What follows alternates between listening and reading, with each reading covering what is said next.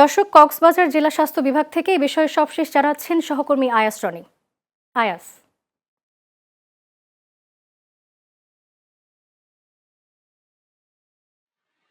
দীপা, আপনাকে ধন্যবাদ। আমি এখন দাঁড়িয়ে আছি কক্সবাজার সদর হাসপাতালে।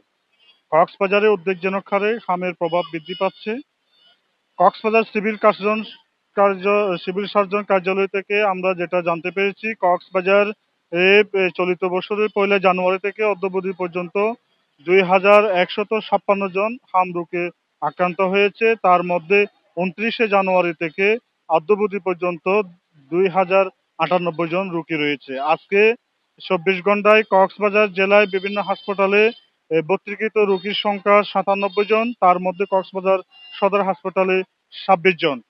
এই পরিস্থিতি নিয়ন্ত্রণের জন্য 5 এপ্রিল থেকে হাম ও রুবেলা টিকার যে উদ্যোগ গ্রহণ করা হয়েছে, তার মধ্যে কক্সবাজার জেলায় 4,56,150 জন শিশুকে টিকার আওতায় নিয়ে আসা হয়েছে।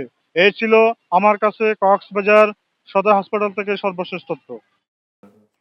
আয়াস রনি, আপনাকে ধন্যবাদ।